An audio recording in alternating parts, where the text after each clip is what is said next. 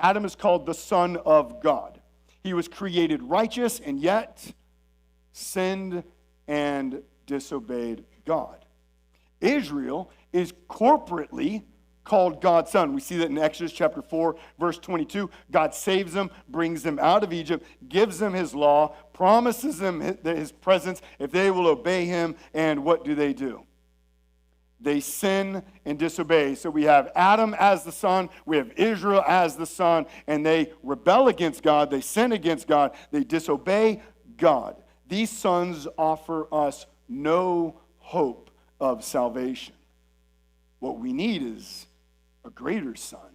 What we need is a son who will perfectly obey the Father. What we need is a son who can rescue us.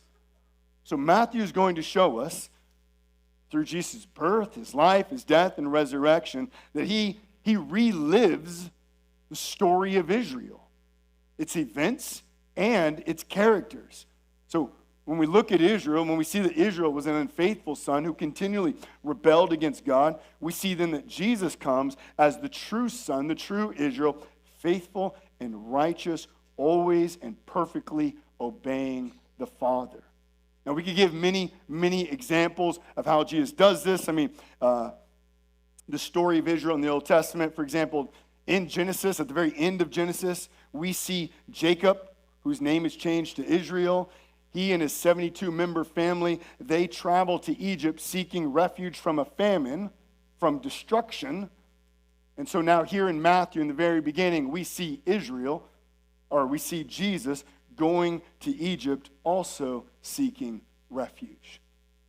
One of the greatest Old Testament figures was Moses. Moses wrote the first 5 books of the Old Testament. He is the one who led God's people out of Egypt in what we read, the great Exodus, which is probably the greatest single event in the Old Testament.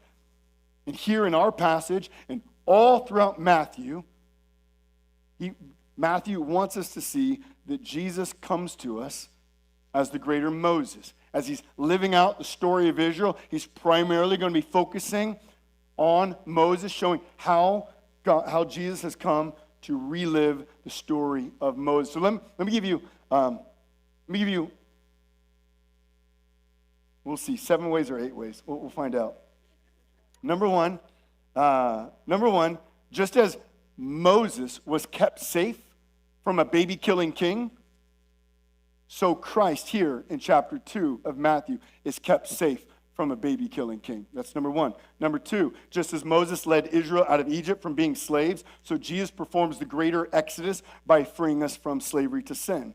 Number 3, just as Moses led Israel through the Red Sea, representing their baptism, so the very next thing that is recorded is Jesus will now go into his baptism into the Jordan River. Number 4, just as Moses led Israel into the wilderness where they were tempted by Satan and they failed, so Jesus in Matthew 4 will go into the wilderness where he perfectly obeys the Father and overcomes the temptation of Satan. Number 5, just as Moses went up the mountain to receive the law of God, so in Matthew chapter 5, Jesus goes up the mountain and gives the law of God. Just as Moses fed people in the wilderness with manna, so in Matthew chapter 14, Jesus feeds the 5,000 in a wilderness-type setting. Number 7, just as Moses sent out 12 spies into the promised land, so Jesus in Matthew 10 sends out his 12 disciples to go proclaim the kingdom. Number 8, just as Moses goes up the mountain and his face shined with the very glory of God, so Jesus in Matthew 17 goes up the mountain and his face is the glory of God. You see it? Like Matthew can't be more clear.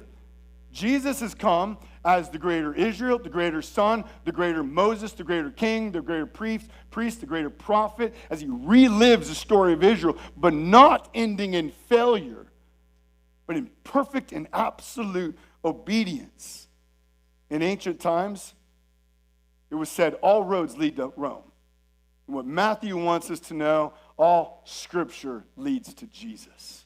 That's what he wants us to see.